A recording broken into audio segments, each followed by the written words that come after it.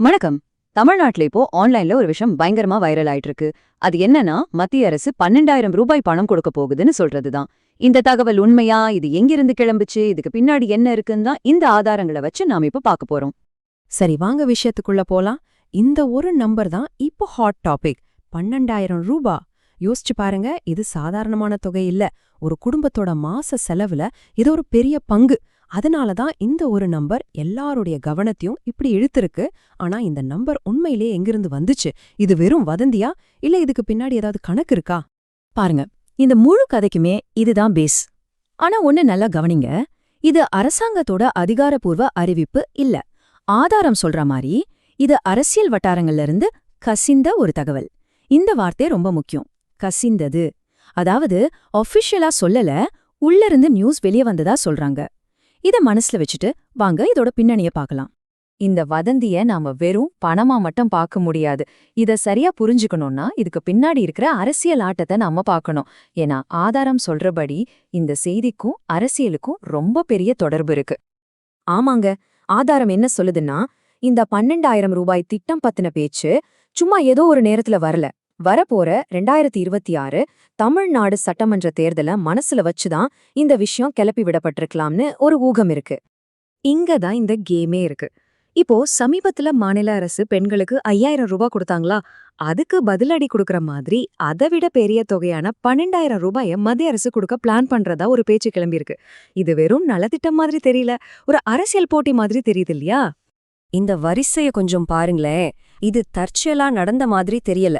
முதல்ல மாநில அரசோட 5,000 ரூபாய் அறிவிப்பு வருது. அதுக்கடுத்து மத்திய உள்துறை அமைச்சர் அமித்ஷா தமிழ்நாட்டுக்கு வராரு.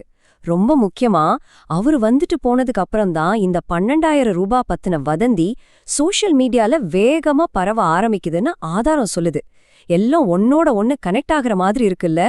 சரி, இது ஒரு அரசியல் காய் நகர்த்தல்னு வச்சுக்கிட்டாலும், இந்த 12,000 ரூபாய்ன்ற பெரிய அமௌண்ட் எப்படி சாத்தியம்? எங்கிருந்து வரும் இந்த பணம்? வாங்க அந்த கணக்க பாப்போம். சரி, 12,000 ரூபான்றது பெரிய தொகை. அப்போ எல்லாருக்கும் ஒரு கேள்வி வரும். இது என்ன புத்தம் புதுசா கொண்டு வர திட்டமா? இதுக்காக புதுசா காசு ஒதுக்க போறாங்களா? இங்கதான் ஒரு ட்விஸ்ட். இல்லவே இல்ல. ஆதாரம் என்ன சொல்லுதுன்னா, இது புது திட்டமே கிடையாதாம். ஏற்கனவே மத்திய அரசு மக்களுக்கு கொடுக்கற பல பல பலன்களை ஒன்னா சேர்த்து மொத்தமா ஒரே பேமெண்டா கொடுக்கலாம் அப்படின்றதுதான் இந்த வதந்தியோட அடிப்படை. அப்போ பணம் எங்கிருந்து வருது? ஆதாரம் சொல்றபடி 3 முக்கியமான இடங்கள்ல இருந்து. 1, விவசாயிகளுக்கு கிடைக்கிற PM கிசான் திட்ட பணம். 2வது, நமக்கு ரொம்ப நாளா வராம இருந்த கேஸ் மானியம். 3வது, உர மானியம். இது எல்லாத்தையும் சேர்த்தா இந்த 12,000 கணக்கு வருதுன்னு சொல்றாங்க. ஆனா இத்தனை திட்டத்தையும் எப்படி ஒண்ணாக்கி கரெக்டா மக்கள்கிட்ட கொண்டு சேர்ப்பாங்க? அதுக்கு தான் இந்த டெக்னாலஜி, நேரடி பலன் பரிமாற்றம், அதாவது DBT.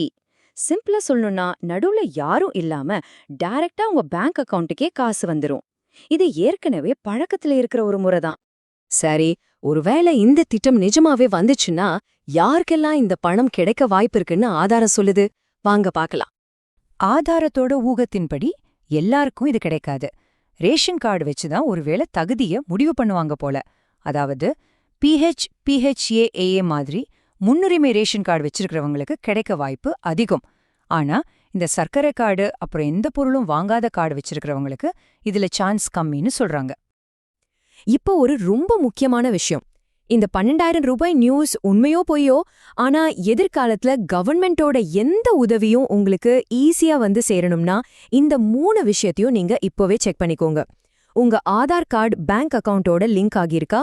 உங்க EKYC சரியா இருக்கா? ஆதார்ல உங்க மொபைல் நம்பர் அப்டேட் ஆயிருக்கான்னு பாத்துக்கோங்க. இது எப்பவுமே உங்களுக்கு யூஸ் ஆகும். சரி, இவ்ளோ நேரம் பேசிட்டோம். நாம இப்போ ரொம்ப முக்கியமான கட்டத்துக்கு வந்துட்டோம். இதுல எது வதந்தி, எது உறுதிப்படுத்தப்பட்ட உண்மை? ஃபைனல் வேர்டிக்ட் என்ன? இவ்வளோ தூரம் பார்த்தாச்சு. இப்போ எல்லார் மனசுலயும் இருக்கிற ஒரே கேள்வி இதுதான். சுருக்கமா சொல்லுங்க, அந்த 12,000 ரூபாய் திட்டம் உண்மையிலே வருமா வராதா? இதுக்கான தீர்க்கமான பதில். ஆதாரம் திரும்ப திரும்ப வலியுறுத்துற ஒரே விஷயம் இதுதான். மத்திய அரசு கிட்ட இருந்து இது சம்பந்தமா எந்த ஒரு ஆஃபிஷியல் அனௌன்ஸ்மெண்ட்டும் இதுவரைக்கும் வரல. நான் மறுபடியும் சொல்றேன், இது அரசாங்க அறிவிப்பு கிடையாது. இதுதான் நீங்க ஞாபகம் வச்சுக்க வேண்டிய முக்கியமான பாயிண்ட்.